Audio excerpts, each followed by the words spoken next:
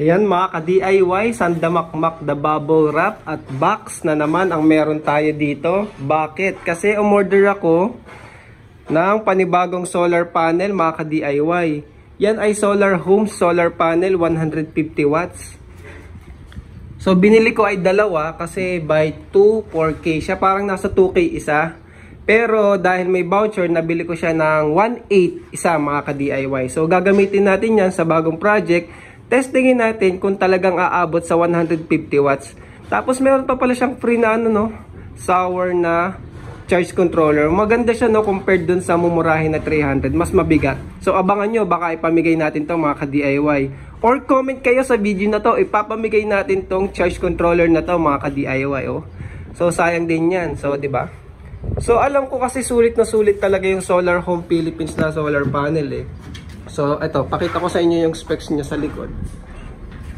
So, testingin natin kung aabot siya ng 150 watts.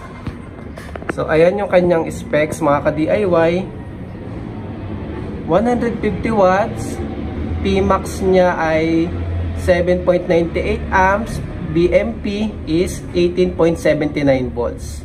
So, usually, ito naman yung basehan natin eh. Yung short circuit current, 8.42 at yung open circuit voltage natin ay 21.8. So, i-set up ko lang dun sa bubong and then ipakita ko sa inyo kung ilang watts yung makukuha natin.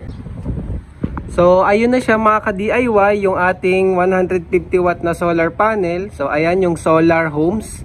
Yung isa, yung dati ko pang solar panel, yung bifacial na yung harap, ang nakukuha natin dyan, nasa 130 ata mga ka-DIY.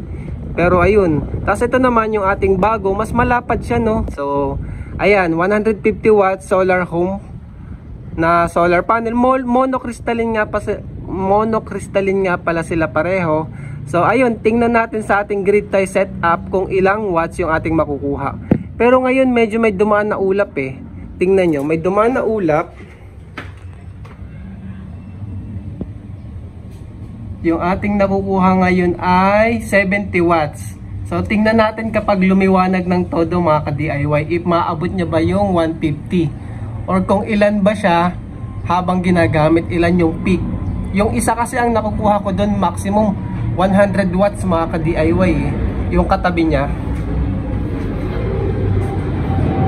Ayan, ang maximum na nakukuha ko dyan mga ka-DIY ay 100 watts. So ito, tingnan natin kung ilan yung maximum na makukuha natin. So ayan mga ka-DIY, 1 PM ang nakukuha nating solar watts, solar output ay around 100 watt mga ka-DIY. So titingnan ko pa, i-observe ko kung ngayong maghapon makakakuha pa ako ng mas mataas dyan. Pero sa ngayon, 100 watts yung ating peak na nakukuha sa ating 150 watt na solar panel. Yan kasi mga ka-DIY, yung usual na 150 watts naman, hindi talaga yan makukuha. Kasi kapag uminit na yung solar panel, bumababa na yung output niyan. So, kaya sabi ko, titignan natin ilan yung max. Kasi yung isa doon, nasa ganyan din yung nakukuha ko eh. Nasa 100 watts mga ka-DIY, lalo kapag uminit na yung kalakasan ng liwanag at sobrang init, bumababa yung output niyan. Pero kapag halimbawa kumulimlim tapos biglang lumiwanag, ayun, minsan pumapalo yan ng more than 100 watts. So normal lang yung operation niyan, ganyan talaga yan mga ka-DIY.